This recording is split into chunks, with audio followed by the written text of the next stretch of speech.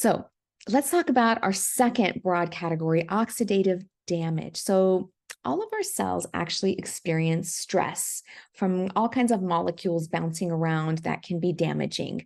So you can think about this balance between free radicals right here. These are dangerous molecules. They're unstable molecules.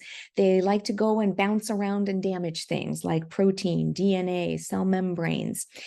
And we have a system called our antioxidant system that helps neutralize these free radicals. So these antioxidants are going to counter the bad effects of the free radicals. You can get antioxidants from eating plants. You can also make your own antioxidants like glutathione from different amino acids from protein. So this is why antioxidants are so important.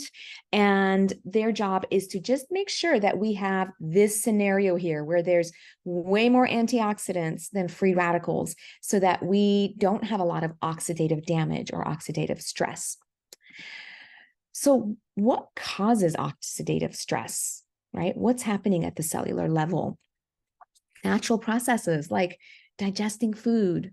You're doing this every day, every time you eat.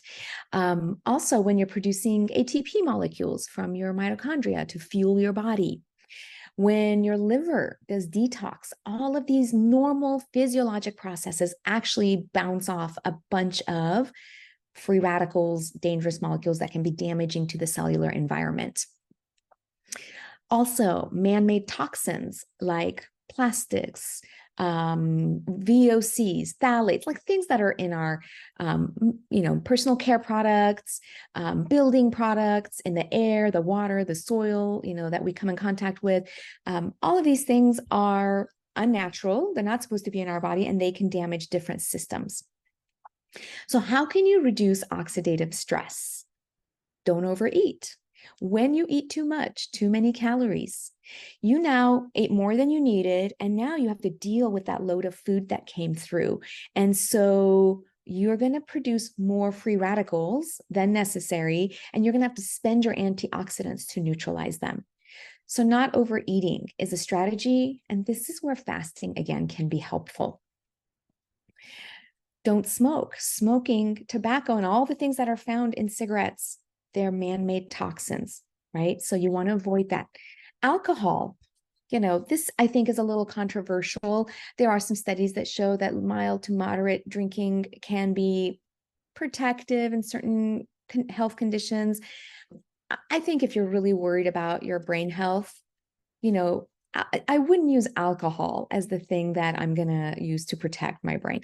I would limit alcohol. I would consider it a toxin. So also like wine. Yes, I know there's resveratrol in it, but if those grapes were sprayed with pesticides, are you getting a dose of pesticides and herbicides with your wine? Unless it's organic, right? And then minimizing your toxic exposures. We care a lot about this at Truemedicine in my clinical practice, because this is the big elephant in the room that people are just now starting to become cognizant of. So buying more organic food when possible, using non-toxic products in the home, using air and water filters. These are all very high-yielding things that'll offload your body, offload your liver from all of these toxins that can enter the body. So let's put less bad stuff in, right? So that we don't have to create all this extra work for our antioxidant systems.